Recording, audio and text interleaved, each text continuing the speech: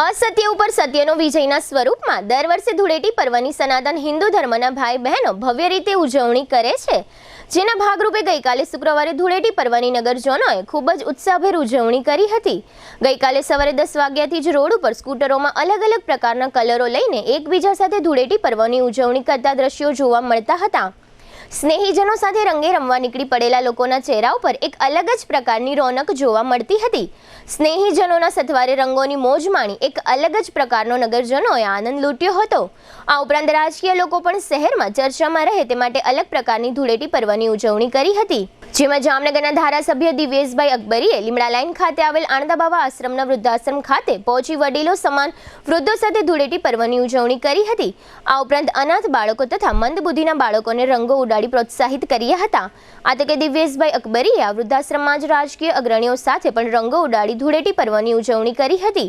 આ તકે પૂર્વ શહેર ભાજપ અધ્યક્ષ વિમલભાઈ કગથરા, સ્ટેન્ડિંગ કમિટીના ચેરમેન નિલેશભાઈ કગથરા, કોર્પોરેટરો મનીષ કટારિયા, પાર્થ કોટડિયા, ગોપાલ સોરઠિયા સહિતના ભારતીય જનતા પાર્ટીના કાર્યકરો ઉપસ્થિત રહ્યા હતા।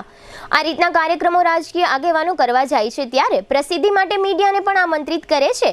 ખરેખર તો આ રીતના કાર્યક્રમો માટે રાજકીય આગેવાનોએ પ્રસિદ્ધિનો આગ્રહ રાખવો ન જોઈએ તેવું નગરજનોમાં ચર્ચાઈ રહ્યું છે। આ તકે ધારાસભ્ય દિવ્યેશભાઈ અકબરીએ મીડિયાને ધૂળેટી ઉજવણી અંગેની વિગતો આપી હતી, જેના મુખ્ય અંશો અત્રે પ્રસ્તુત છે।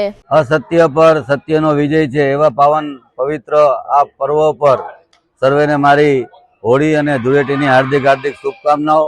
ભગવાન તમારા પરિવારમાં રંગબેરંગી રંગથી સુખ સંપત્તિ સમૃદ્ધિ આરોગ્ય રાખે એ ભગવાનને પ્રાર્થના।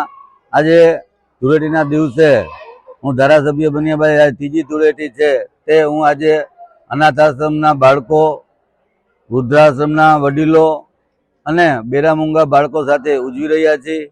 અને જે તમે આનંદ જોઈ શકો છો કે આ લોકો સાથે રમવાથી હું તો દર વર્ષે આ રીતે આવું છું, પણ જે એની અંદર ઉત્સાહ અને એને જોઈને આપણે પણ ગદગદ ફૂલી ઉઠી એવું વાતાવરણ ક્રિએટ થાય છે। એટલે ફરીથી સર્વેને હોળીની અને ધૂળેટીની હાર્દિક હાર્દિક શુભકામનાઓ।